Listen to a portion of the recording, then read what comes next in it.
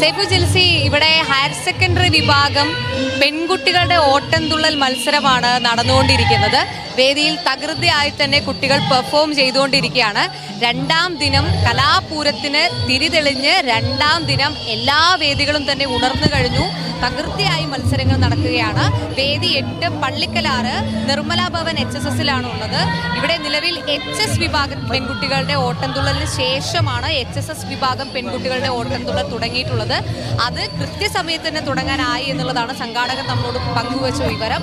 മാത്രമല്ല, ഈ നിലവിൽ 19 വിദ്യാർത്ഥികളാണ് ഈ മത്സരത്തിൽ പങ്കെടുക്കുന്നത്. അതിൽ നിന്ന് തന്നെ നമുക്ക് മനസ്സിലാക്കാം 14 ജില്ലകളിൽ നിന്നുള്ള പ്രാതിനിധ്യം ഒപ്പം അതോടൊപ്പം തന്നെ അപ്പീലുകളിലും കുട്ടികൾ എത്തിയിട്ടുണ്ട് എന്നുള്ളതാണ്. ഇതിൽ നിലവിൽ 11 പേരുടെ മത്സരം കഴിഞ്ഞു. ഒരാൾക്ക് ഏകദേശം 10 മിനിറ്റാണ് വേദിയിൽ പെർഫോം ചെയ്യുന്നതിനുള്ള സമയം എന്ന് പറയുന്നത്.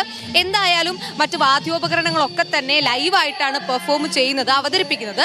അതുകൊണ്ട് അത് റെഡിയാക്കുന്നതിന് വേണ്ടിയിട്ട് ഒരു 5 മിനിറ്റ് കൂടെ സമയം അനുവദിച്ചിട്ടുണ്ട്. അപ്പോൾ ഒരു കുട്ടിക്ക് 15 മിനിറ്റാണ് നിലവിൽ അനുവദിച്ചിട്ടുള്ള സമയം എന്ന് പറയുന്നത്.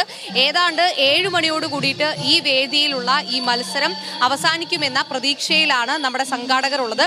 നമുക്കറിയാം, ഓട്ടംതുള്ളൽ എന്ന് പറയുന്നത് കഥകളിയുടെ സാധാരണക്കാരുടെ കഥകളി എന്ന് വിശേഷിപ്പിക്കുന്നതാണ് ഓട്ടംതുള്ളൽ. സ്വാഭാവികമായിട്ടും നമുക്ക് കുഞ്ചൻ നമ്പ്യാരൊക്കെ പെട്ടെന്ന് ഓർമ്മ വരും. ഞാൻ വേദിയിലേക്ക് എത്തിയ സമയത്ത് ഞാൻ ആദ്യം ആഗ്രഹിച്ചത്, സാധാരണ നമ്മൾ ഓട്ടംതുള്ളൽ എന്ന് പറയുമ്പോൾ കേൾക്കുന്ന പാട്ടാണ് പാണ്ഡൻ നായുടെ പല്ലിന് ശൗര്യം പണ്ടേ പോലെ വലിക്കുന്നില്ല